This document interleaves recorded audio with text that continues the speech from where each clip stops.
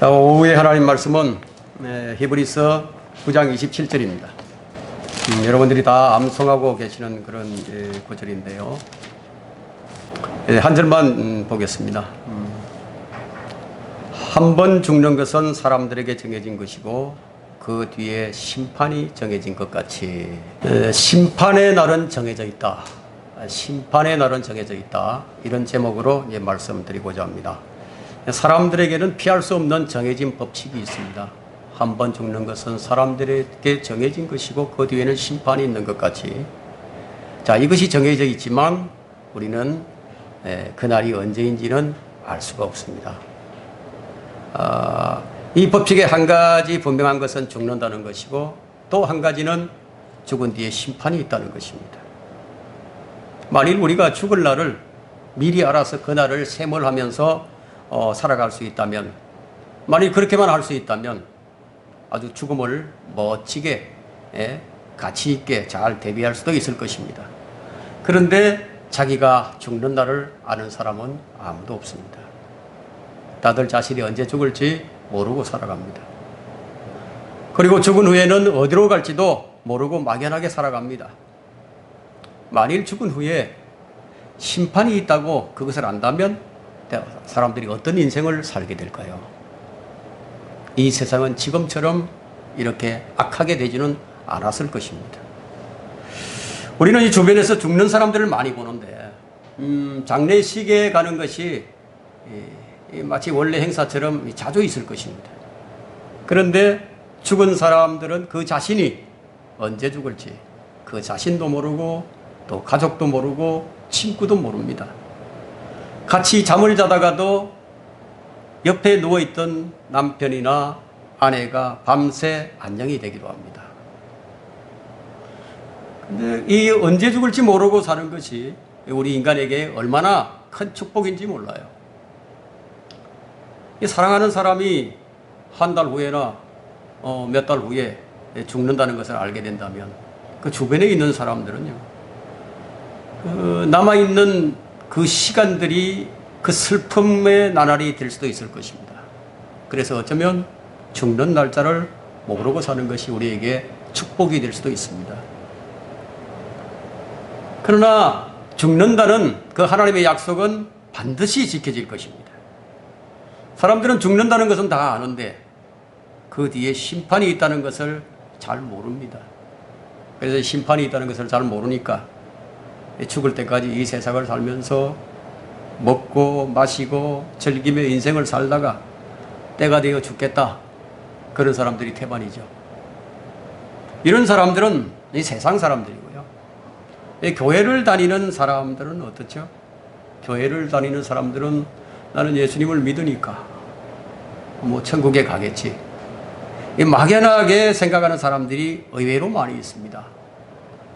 그런 사람들은 심판을 모르는 사람들이에요. 또한 심판을 알고 있지만 고의로 잊으려 하는 사람들도 있습니다. 그들에게는 이 심판이라는 주제가 여간 거북스러운 게 아닙니다.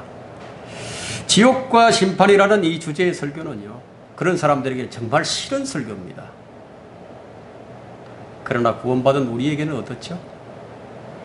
하늘의 소망을 가진 사람들에게는 이 지옥과 심판이라는 주제가 듣기 싫은 설교가 아닙니다. 천국과 영생, 구원의 영원한 보장이라는 주제의 설교는 참 듣기 좋아하는데, 그런데 어떠죠? 성경은 긍정적인 부분이 20%라면 부정적인 부분이 80%입니다. 그래서 긍정적인 설교보다는 이 부정적인 설교가 더 많이 나올 수밖에 없는 것입니다. 성경은 그런 가운데서도 균형과 조화를 이루게 됩니다. 균형과 조화, 이게 참 중요합니다. 오랫동안 신앙생활을 하지만 이 사람들이 이제 성경적인 뼈대를 세우지 못하고 있습니다. 말하자면 경과 믿음이 아니라 흔들리는 그런 믿음을 가지고 있다는 말입니다. 그런 사람은 영적 편식을 하는 사람들이에요. 성도들은 성경적 뼈대를 먼저 세우고 그 다음에는 이 살을 붙일 줄 알아야 됩니다. 이 성경적 지식을 쌓는 것은 매우 중요합니다. 그러나 그것을 효과적으로 사용하는 방법은 더 중요합니다. 예, 오늘날 이 교회의 병폐가 뭐냐면 균형과 조화를 이루지 못하는 데 있습니다. 죽음이 있다는 것을 안다면 그 뒤에는 반드시 심판이 있다는 것도 알아야 하고, 또 그 심판이 어떻게 진행되는지 그 심판에 대한 것도 알아야 균형이 잡히게 됩니다.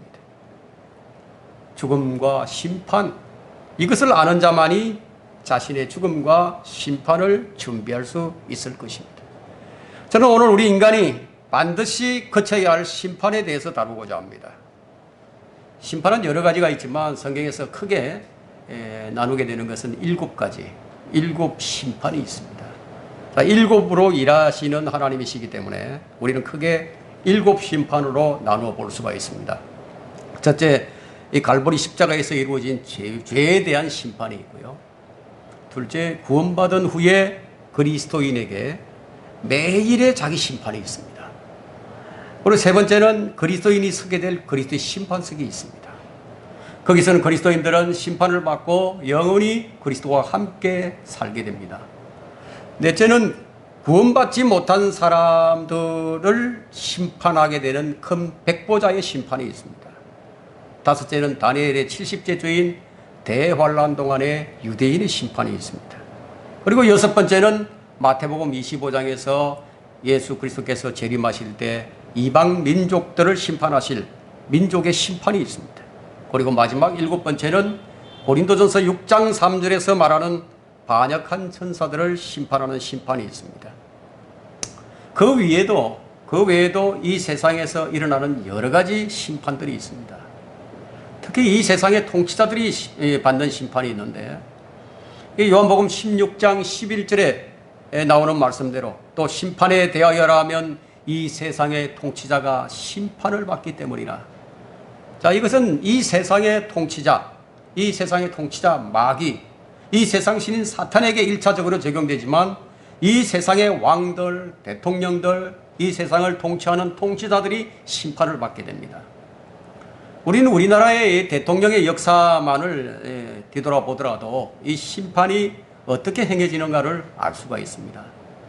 다른 나라의 왕들도 마찬가지입니다. 이 선한 왕들의 역사와 또 악한 왕들의 역사는 이스라엘의 역대기에서도 잘 나타나고 있습니다. 이방 나라들에게도 심판은 동일하게 이루어지고 있습니다. 심판은 성경대로 이루어져 가고 있습니다. 오늘 이 가운데서 이방인이 받는 최후의 심판인 큰 백보자의 심판과 그리스도인이 받는 최후의 심판인 그리스도의 심판석을 다루고자 합니다. 최후의 심판, 첫 번째는 모든 피조물들에게 있어서 심판은 반드시 필요한 것입니다. 보통 사람들의 생각 속에는요, 심판 같은 건 좀 없었으면 좋겠다, 뭐 이런 생각들이 있습니다. 그런 로망이 있는 거죠. 하지만 심판이 없다면 어떻게 될까요? 여러분 생각을 해보셨습니까? 의롭게 사는 사람과 불의하게 사는 사람이 구분이 없다면 그것이 과연 좋은 것일까요? 심판이란 사실 좋아하는 사람들은 이제 별로 없지만 독특하게도요, 이 심판을 좋아하는 사람들이 있어요. 그들이 누군가 하면 바로 신실한 그리스도인들입니다. 하지만 그리스도인들 중에서도 신실하지 못한 성도들은요, 이 심판을 별로 좋아하지 않습니다. 심판을 통해서 책망과 부끄러움을 당하게 될 것을 알기 때문에 별로 심판 좋아하지 않아요. 또한 영원한 심판을 받게 될 사람들에게는 그 심판이 그리 달갑지만은 않을 것입니다. 학생들은 시험 치는 걸 별로 안 좋아하죠. 시험만 없었으면 좋겠다, 그런 사람들도 있죠. 그러나 시험이 반드시 필요한 것처럼 심판은 반드시 필요한 것입니다. 이 세상은 정의와 공의가 잘 실행되지 않아요. 이 세상은 공평치가 않아요. 이 세상엔 정말 악하고 지독하게 사는 사람들도 있는데요, 그들 가운데 일찍 죽는 사람들도 들어있긴 있지만 대부분 그렇지 않아요. 대부분 그들은 오히려 부귀영화를 더 누리고 아주 장수하면서 삽니다. 선하게 사는 사람들 가운데서도 뭐 잘 사는 사람들도 들어있겠지만, 반면에 선하게 살지만 평생을 고통 속에서 사는 사람들도 있어요. 근데 만일 심판이 없다고 한다면, 악인이 이 세상에서 악하게 살면서 온갖 쾌락을 다 누리고 살다가 그것으로 끝이 나버린다면, 의인이 평생을 고통 속에서 살다가 그것으로 끝이 나버린다면 그것이 마냥 좋은 것일까요? 여러분, 결코 아니라고 할 것입니다. 반드시 심판을 받아서 공평하게 가려지는 것이 더 좋을 것이라고 말할 것입니다. 이 세상에는 공의와 정의가 실종되고 정직하게 가려지지 않겠지만, 최후의 심판이 있어서 얼마나 다행스럽습니까? 최후의 심판이 있어서 그런 사람들이 공정하게 가려지는 거예요. 혹시 심판이 없었으면 좋겠다는 사람들을 위해서 성경을 좀 풀어서 설명을 드렸습니다.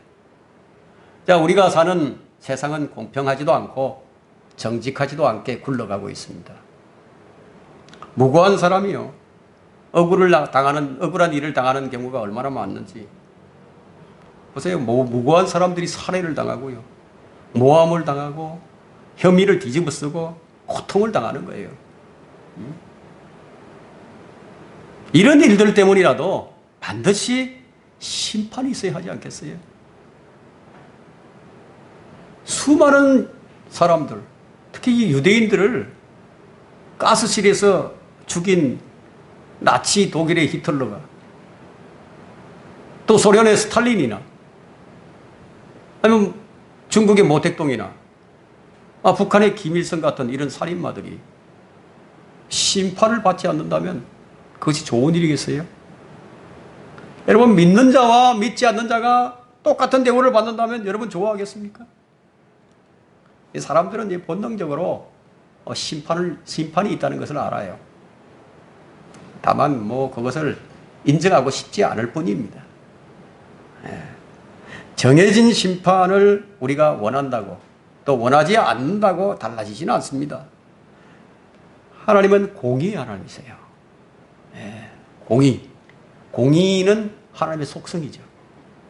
반면에 하나님은 선하신 분이에요. 이 선한 것도 하나님의 속성이에요. 이 속성이라는 것은 사라질 수 없다는 거죠. 바뀌지 않는다는 거죠. 하나님이 왜 선한 분이신지 아십니까? 그것은 공의가 있기 때문이에요. 사람들은 선하신 하나님을 찬양하기를 좋아하는데 아니에요. 성경을 더 깊이 묵상하고 더 상고해 보게 되면요, 공의의 하나님을 더 찬양하게 될 것입니다. 만일 육의 살인 강간범을 심판하지 않으신다면 여러분, 선하신 하나님이라고 부를 수 있겠습니까? 그렇게 되면 육의 살인 강간을 당한 아이에게는 선하신 하나님이 되실 수가 없죠. 선하신 하나님이 되시기 위해서는 공의가 함께 있어야 한다 이거예요. 반드시 심판이 있어야 한다는 거예요. 그래서 그 공의 때문에 모든 사람이 다 심판을 받는 거예요. 여기에서는 예외가 없습니다. 사람이 존경받는다는 것은요, 공의 때문에 존경받습니다. 공의가 있기 때문에요. 어떤 지도자가 존경을 받게 되는가 하면 공의로운 지도자가 존경을 받게 됩니다. 공의롭지 못한 지도자는요, 존경이 아니라 경멸의 대상이에요. 이 세상 지도자들에게도 공의와 정의가 필요할진데, 만왕의 왕이신 만군의 하나님께 공의가 없다면 어떻게 피조물들로부터 선하신 하나님이라는 선하신 하나님으로서 인정을 받을 수 있겠습니까? 그래서 성경은 반드시 죽음 이후에 심판이 있음을 경고하고 있습니다. 자, 이 세상에서는 부정과 불의가 승리하는 것 같지만 최후의 심판은 반드시 있다는 거예요. 심은 대로 거두는 날이 반드시 있다는 것입니다. 그래서 갈라디아서 6장 7절과 8절에는 속지 말라, 하나님은 우롱당하지 아니하시느니라. 이는 사람이 무엇을 심든지 그대로 거둘 것이기 때문이라. 자신의 육신에 심은 자는 육신으로부터 썩은 것을 거두고 성령에 심은 자는 성령으로부터 영생을 거두리라. 선을 행하다가 낙심하지 말지니 쓰러지지 아니하면 때가 되어 거두리라. 때가 되면 거둔다 이거예요. 때가 되면. 이 말씀은 궁극적으로는 심판에 대한 말씀이에요. 심은 대로 거두지 않을 것이라고 그렇게 생각지 말라는 겁니다. 그건 속임을 당하지 말라는 거예요.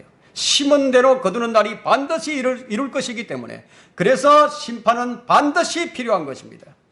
최후의 심판, 두 번째는 믿지 않는 자들이 서게 될 백보자 심판의 날은 이미 정해져 있습니다. 이미 정해져 있어요.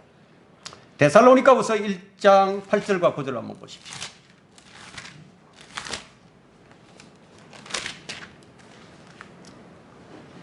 하나님을 알지 못하는 자들과 우리 주 예수 그리스도의 복음에 순종치 아니하는 자들은 불길 가운데서 벌하시리니, 이런 자들은 주의 임재와 그의 능력의 영광으로부터 떠나 영원한 멸망의 형벌을 받게 될 것이라.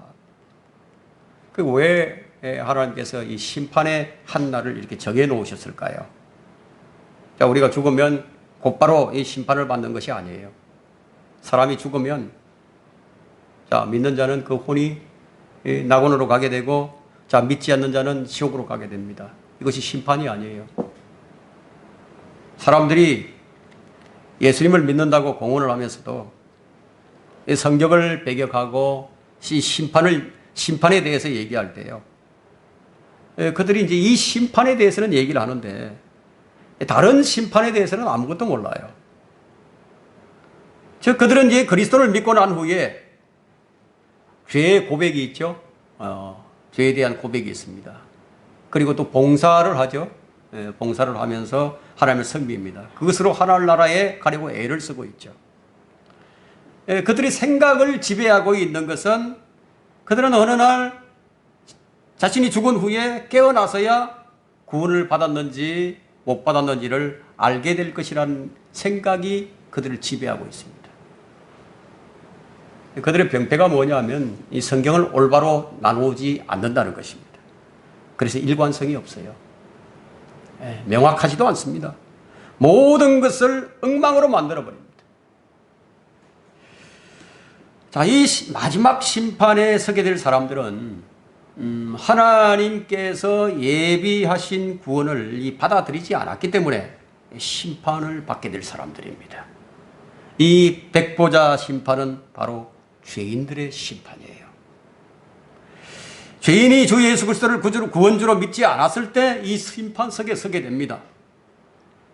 자, 이 나라에는 많은 위선자들이 있습니다. 교회를 다니고 있지만 예배를 방해하고 예배를 못 드리게 하는 그런 자들이 있죠. 그런 악한 교인들이 많이 있습니다. 그들은 그들의 행위가 정의롭다고 생각하고 있겠지만 그들의 생각일 뿐이에요. 그들이 이 심판석에 서게 된다면 그들은 아마 기절하고 말 것입니다. 만일 이 위선으로 그리스도를 믿고 있다면 빨리 돌이키는 것이 좋습니다. 제가 왜 이런 말을 드리냐면요, 악한 교인들, 누가 악한 교인들이죠? 예배를 방해하는 자들이에요. 하나님께 경배드리는 것을 방해합니다. 모이는 것을 방해합니다. 교인이라는 사람들이.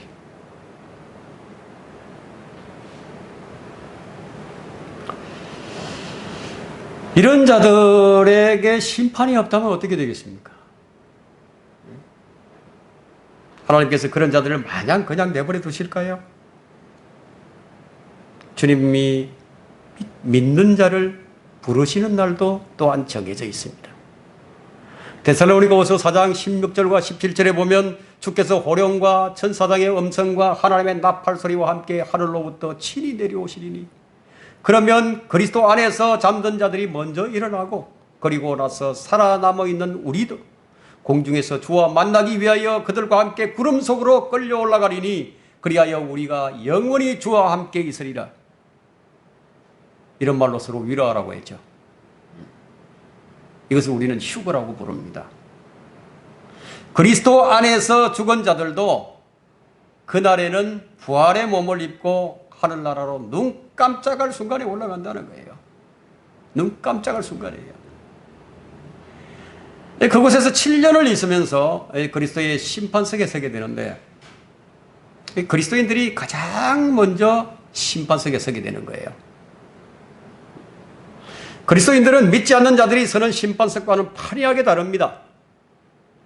그리스도의 심판석은 형벌의 심판이 아니라 상급의 심판이에요.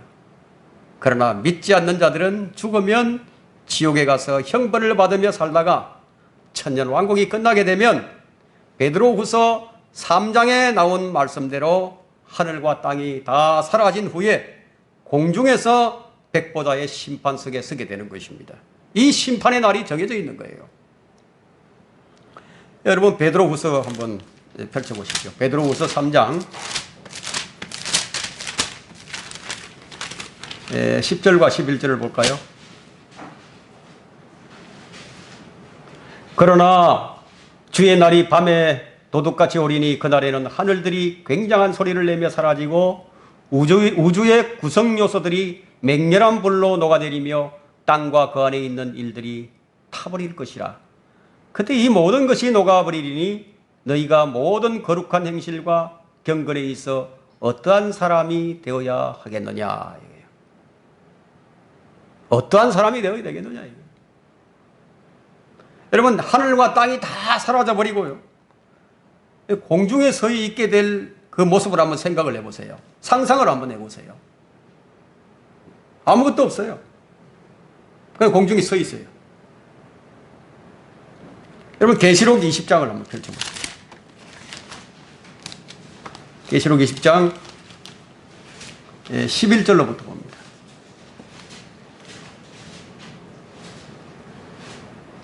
또 내가 큰 백보자와 그 위에 앉으신 분을 보니 그의 면전에서 땅과 하늘이 사라졌고, 베드로후서 3장에 있는 말씀처럼 땅과 하늘이 사라져 버렸다. 그들의 설 자리도 보이지 않더라. 허공이에요. 또 내가 죽은 자들을 보니 작은 자나 큰 자나 하나님 앞에 서 있는데 책들이 펴져 있으며 또 다른 책도 펴져 있는데 그것은 생명의 책이라. 죽은 자들은 자기들의 행위에 따라 그 책들에 기록된 대로 심판을 받더라. 바다도 그 안에 있던 죽은 자들을 넘겨주고 또 사망과 지옥도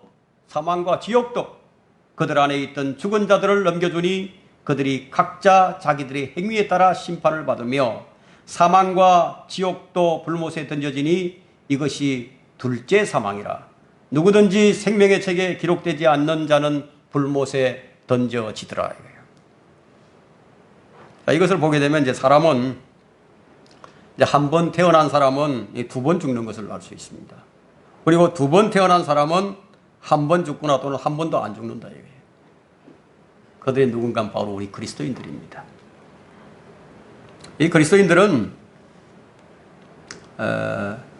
살아있는 우리들도 그들과 함께 구름 속으로 끌려 올라가리니 라고 말씀하신 대로, 또 예수님께서 요한복음 11장 25절과 26절에 말씀하신 대로 나는 부활이요 생명이니 나를 믿는 자는 죽어도 살 것이며 또 살아서 나를 믿는 자는 누구나 영원히 죽지 아니하리라. 이 말씀에 대한 성취가 이때 일어나는 거예요. 그런데 사도 바울은요, 아테네에서 이제 설교를 할 때 사도행전 17장을 한번 펼쳐보십시오. 사도행전 17장 31절을 한번 보십시오.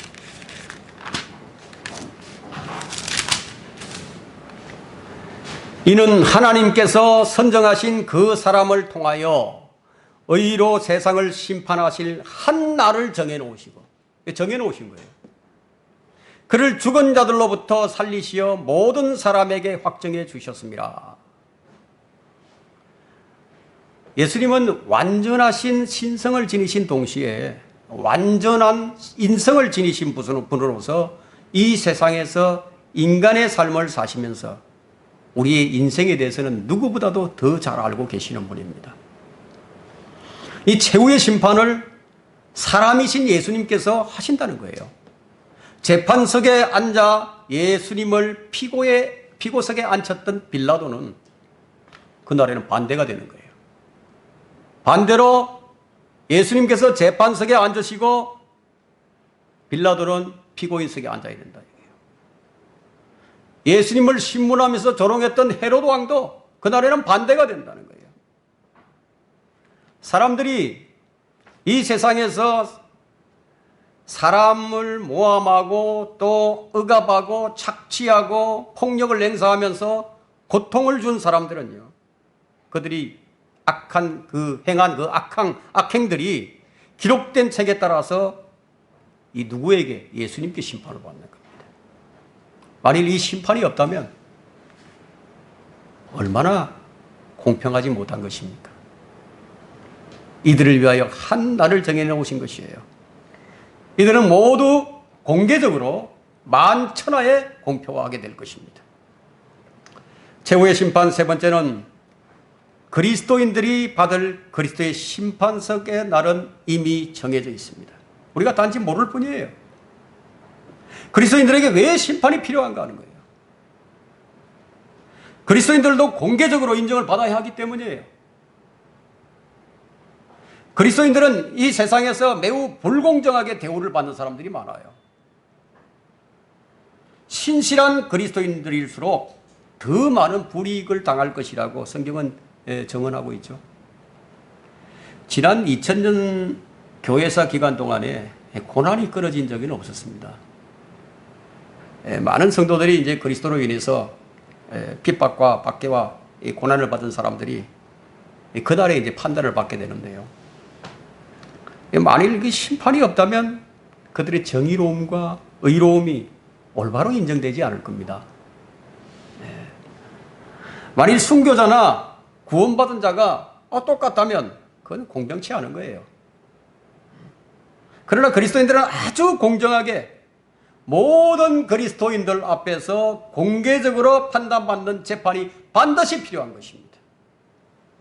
그래서 고린도후서 5장 10절에는 이는 우리 모두가 반드시 그리스도의 심판석 앞에 나아가서 선이든지 악이든지 각자 자기가 행한 것에 따라 자기 몸으로 행한 것들을 받을 것이기 때문이라. 자, 이 날을 이 성경은 여러 차례 언급을 하고 있는데요.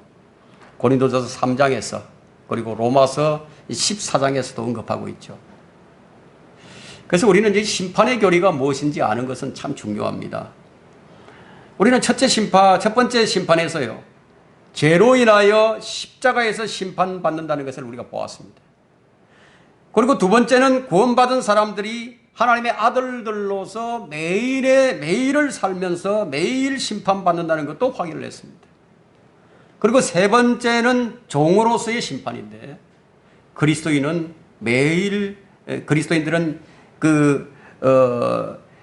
매일 살면서 이 아들로서의 심판을 받게 되지만 죽어서는 이 그리스도의 심판석에서 종으로 일한 것들에 대한 이 심판을 받게 될 것입니다. 우리는 이 그리스도의 심판석을 피할 수가 없어요. 사람들은 성경을 엉망으로 만들어서 그리스도의 심판석을 백보자의 심판으로 동일하게 생각을 하죠. 왜냐하면 개역 성경이 그리스도의 심판석을 하나님의 심판석으로 바꿔놨기 때문에 우리는 성경을 읽으면서 이 심판을 건너뛰고 읽을 수는 없습니다. 구약의 선지서들에는요, 심판에 대한 예언이 참 많이 기록되고 있죠. 그 예수님께서도 이 심판에 대해서 수없이 반복하여 언급하셨습니다. 우리가 주의 깊게 살펴본다면 그것을 발견할 수 있습니다. 주님 말씀들을 깊이 한번 들여다보세요. 거기 거의 모두가 이 심판과 관련이 있습니다. 여러분 보세요. 알곡과 죽정이 심판이죠.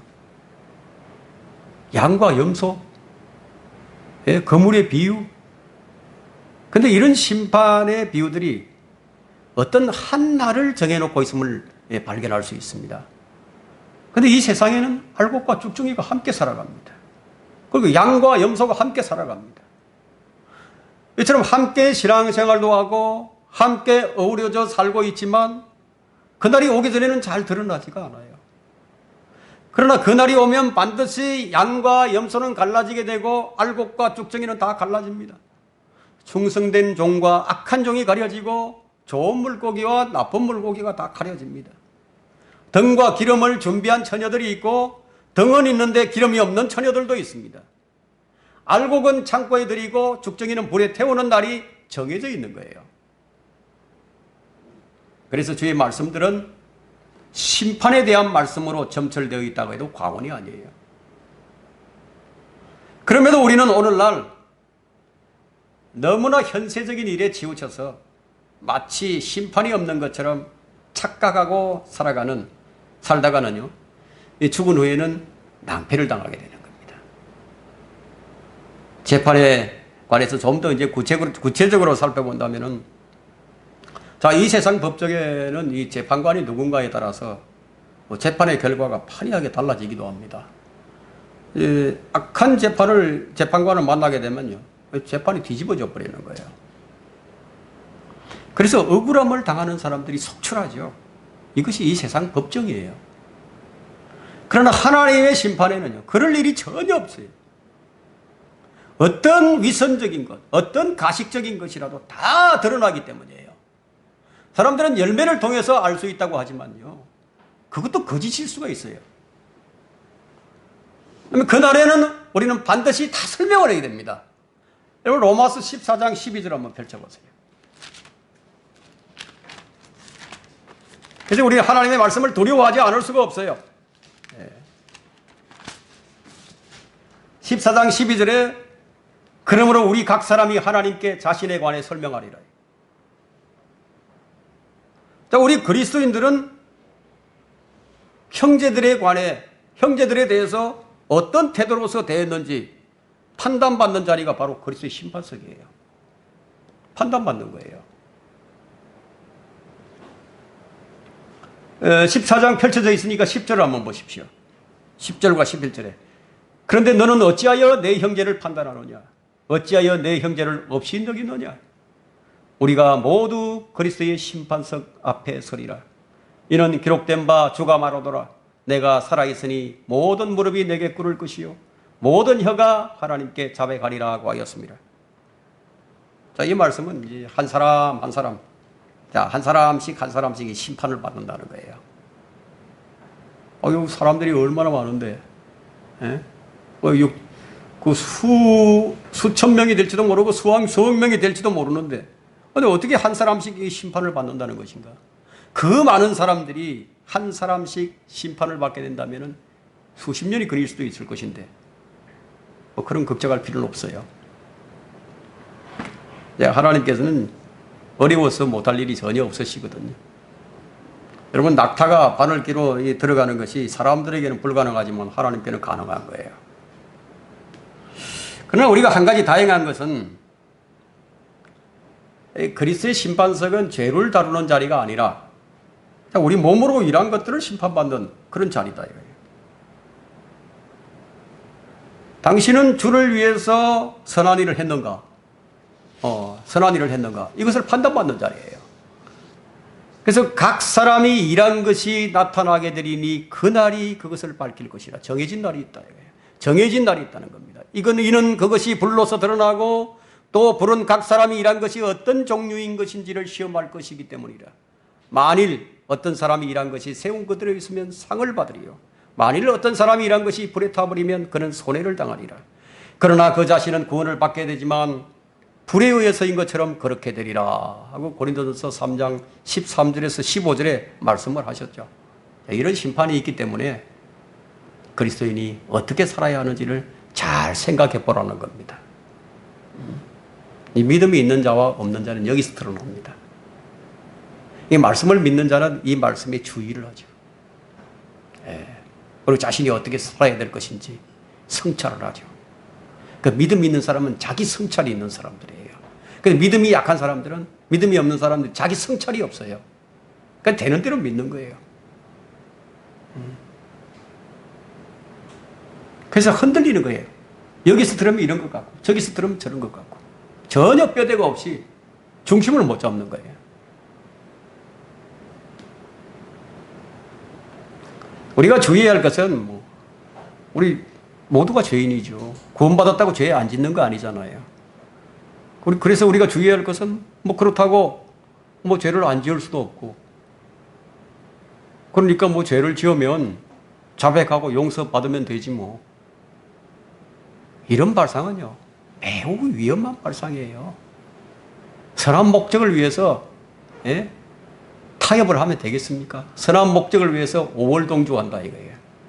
그 하나님 그런 거 받아주시는 사람, 그런 분이세요?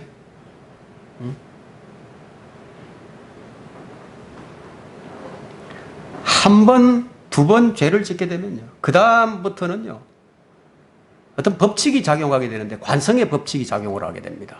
그래서 계속해서 죄를 짓게 되는 거예요.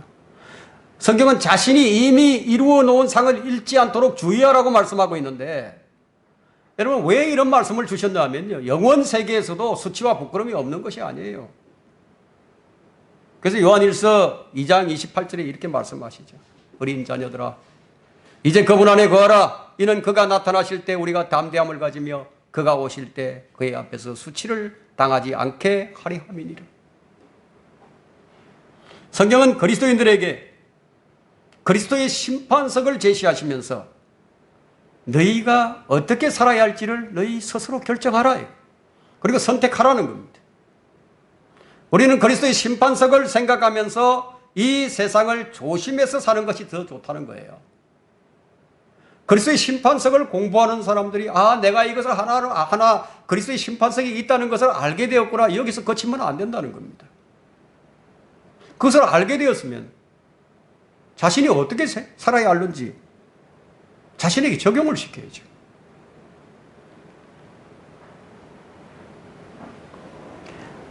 그래서 우리는 이 세상을 좀 조심해서 사는 것이 아주 좋습니다. 이렇게 살기 위해서 필요한 것은 뭐죠? 이렇게 살기 위해서 성령을 따르는 겁니다. 그래서 우리가 이런 상을 얻을 수 있도록 성령님을 우리 안에 내주시켜 주시는 거예요. 성령님이 아니면 우리가 이 상을 얻을 수 없기 때문이에요. 저는 참 하나님께서 얼마나 우리를 사랑하시고 배려하시는지 그것을 깨달을 때가 종종 있는데요. 초대교회 성도들은 예수님께서 곧바로 오실 줄 알았어요. 성경을 그때 이 요한계시록까지 성경적 지식을 제대로 잘 알았다면 2000년 후에 오시겠구나, 그렇게 생각할 수 있겠죠. 그렇다면 주님 안 기다렸겠죠. 하나님께서 거기까지는 눈을 안 열어주신 거예요. 참 우리를 위해서 안 열어주신 거예요. 때로는 하나님께서 우리가 몰라도 되는 것이 있는 거예요. 때가 되어 알게 하시는 거죠. 그래서 그때 초대교회 사람들은요, 만약에 이것을 알려주셨다면 그들은 의의 멸류관을 못 받는 거예요. 그런데 안 알려주셨으니까 오늘 오실 것이다, 곧 오실 것이다, 이런 생각을 가지고 믿음을 지켰죠. 그래서 그들은 의의 멸류관을 받게 된 것이에요. 하나님 이런 분이시라고. 그 왜 우리에게 성령으로 충만하라고 말씀하셨는지 이제 이해가 될 것입니다. 성령으로 하지 아니한 모든 일들은 모두가 다 불에 타서 다 사라져 버립니다. 이제 전적인 책임은요, 하나님께 있는 게 아니에요. 나에게 있는 거예요. 공은 나에게 넘어왔어요. 여러분이 성령을 따라 살면 그날에 하나님 앞에 자신을 설명하게 될 때 걱정할 필요가 없다 이거예요. 성령을 따라서 살지 않게 되면 그날에 좀 걱정을 해야 될 겁니다. 성경에 왜 교리라는 말씀이 나오는지 아십니까? 교리. 이제 옳고 그런 것을 구별하는 것이 교리예요. 교리를 붙들고 있다면서 옳고 그런 것도 구분하지 못한다면 그 올바른 교리를 알고 있는 것은 아니죠. 교리라고 뭐 얘기를 한다면요, 여러분들이 많이 오해를 하는 부분이 있는데, 교리를 가지고 논쟁하는 거 아니에요. 교리를 뭐 논쟁하라고 쓸데없는 논쟁을 하라는 것이 아니에요. 바른 것을 구분할 수 있도록, 바르게 행할 수 있도록, 그게 교리를 주신 거예요. 그래서 바르게 행하면 받아들이지 않겠느냐. 우리 이 말에 유의해야 됩니다. 자, 이제 재판에 관해서 한번 재판에 등장하는 그 증거에 대해서 한번 살펴보도록 하겠습니다. 여러분, 증거가 없다면요 재판이 이루어질 수가 없어요. 재판에는 반드시 증거가 있어야 됩니다. 그리스도의 심판석에서 각자 자기 몸으로 행한 것들을 받게 되겠지만 그 외적인 증거만으로는 불충분하다 이거예요. 외적인 증거도 조작이 될 수 있거든요. 얼마든지 조작할 수도 있어요. 자, 왜냐하면 내적인 것도 함께 심판하시기 때문에 이 외적인 증거만으로 불충분한 부분들을 내적인 것으로 심판을 하신다. 그래서 심판은 완벽한 거예요. 재판이. 완벽한 재판이 되는 겁니다. 하나님 우리 마음을 보신다. 그래서 우리 몸으로 행한 일들을 유발시키는 그 마음의 동기가 증거가 되어서 심판을 받는다는 겁니다. 이제 이것은 이제 심판이 그만큼 오류가 없이 정확하고 공정하다 이거예요. 완벽하다는 겁니다.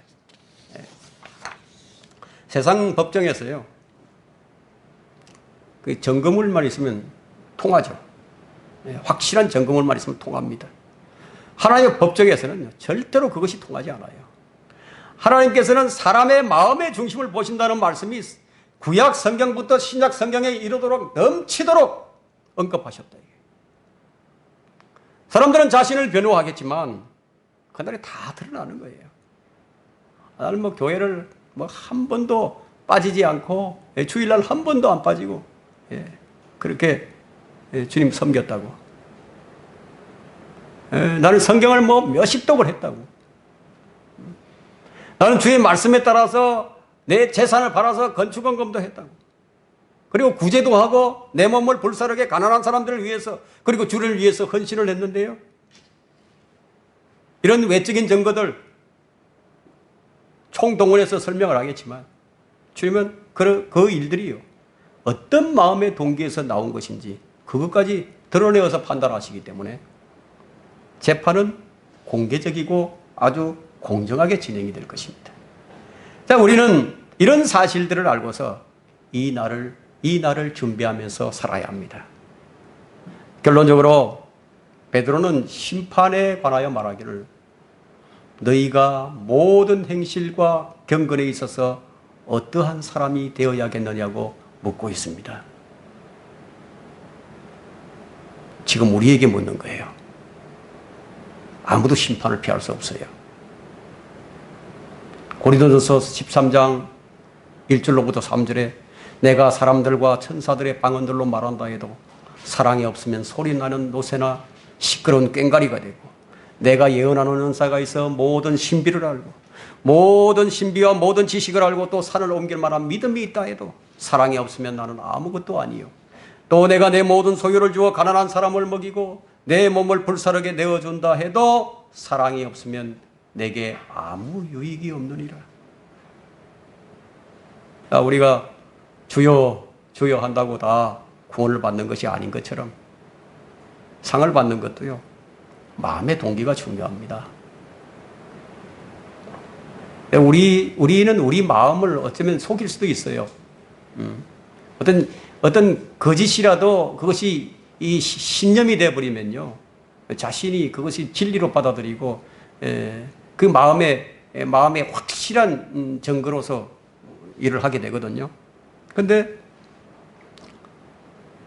하나님께서는 우리 마음의 그 상태와 또 그 동기와 그 행실을 보시기 때문에요. 우리의 섬김이, 우리의 기도가, 우리의 찬양이, 우리의 예배가, 우리의 사역이 계명의 목적대로 하지 않는 것은 다 사라져 버린다는 거예요. 계명의 목적이에요. 디모데전서 1장 5절에는 계명의 목적은 순수한 마음과 선한 양심과 가식 없는 믿음에서 나오는 사랑이거늘 바로 이것입니다. 이 말씀으로 가려지는 거예요. 이 재판에는 다른 사람의 증언이 필요가 없습니다. 여러분 요한복음 2장 24절 한번 펼쳐보십시오.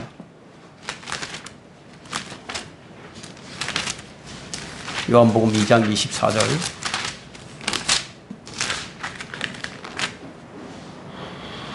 24절과 25절에 그러나 예수께서는 그들에게 자신을 맡기지 아니하시니 이는 주께서 모든 사람을 아시기 때문이더라. 또 사람 속에 무엇이 들어있는지를 아심으로 누가 사람에 관하여 증거하는 것도 필요로 하지 아니하시더라. 자, 이쯤 되면 이제 여러분의 생각이 좀 달라졌을 겁니다. 우리 마음에 무엇이 들어있는지 다 아신다 이거예요. 지금 여러분의 마음을 채우고 있는 것이 이제 하나님이 아니라면요, 여러분의 경배는 헛된 경배예요. 여러분이 하나님의 사랑으로 체험을 받지 않고 행하는 모든 일들도 그리스도의 심판석에서는 모두 지푸라기가 되는 거예요. 그만큼 하나님의 증거가 확실하기 때문에 다른 사람의 증거가 필요치 않아요.